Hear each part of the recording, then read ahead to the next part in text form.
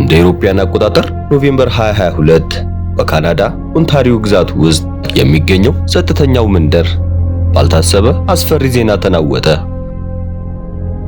ውድ ቤተሰቦቼ እንደምን ቆያችሁልኝ እያልኩ ዛሬም እንደተለመደው በጣም አሰቃቂ ይሁንና ለፖሊሶችም ያልተለመደ እውነተኛ ታሪክ ይዤላችሁ ቀርቤያለሁ። ለዚህ ቻናልም አዲስ ከሆናችሁ ላይክ እና ሰብስክራይብ በማድረግ እስከ መጨረሻው አብራችሁን ቆዩ።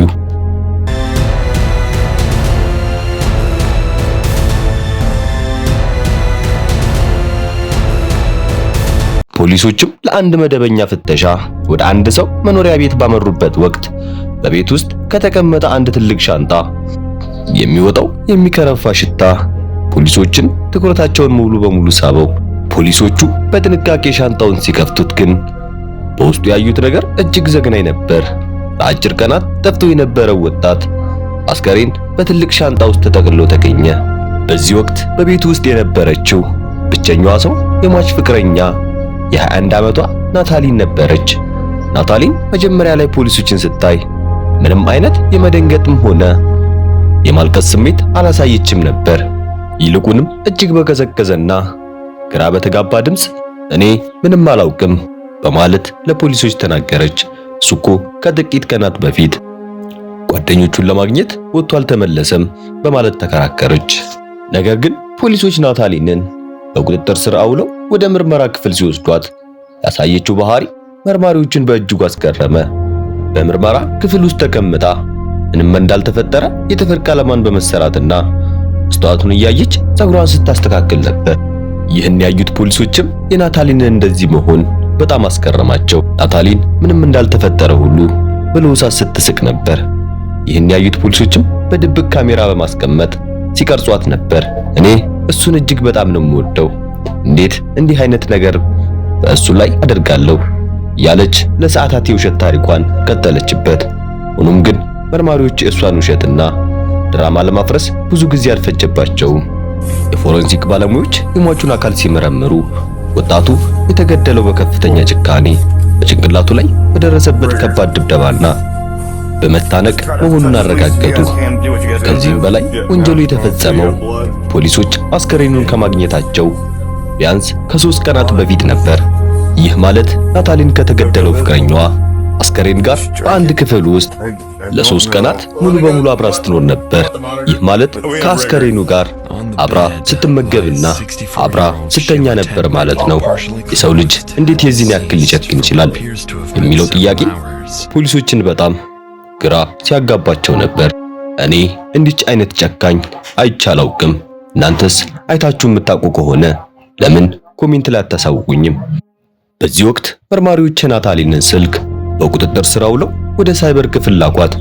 ናታሊን በስልኳ ውስጥ ያሉ ቴክስቶችን ሙሉ በሙሉ ማጥፋቷን ስላበሰረች ተረጋግታ ነበር። ነገር ግን የቴክኖሎጂ ባለሙያዎች የጠፉትን መረጃዎች ሙሉ በሙሉ መልሰው ማውጣት ይችሉ ነበር። በዚያን ጊዜ እውነተኛው ጭራቅ ማን እንደሆነ ታወቀ። ነገሩ እዚህ ጋር ነው የሚገርመው። ናታሊን ግድያውን ከመፈጸሟ ከሳምንታት በፊት ጉግል ላይ ሰርች ስታደርግ የነበረው አንድን ሰው ያለምንም ደም ጠብታ እንዴት መግደል ይቻላል? የሰውስ አስከሬን መበስበስ የሚጀምረው ከስንት ሰዓታት በኋላ ነው? እና በጣም ጠንካራ የሆነውን የአስከሬን ሽታ የሚያጠፋ ኬሚካልስ ምንድነው?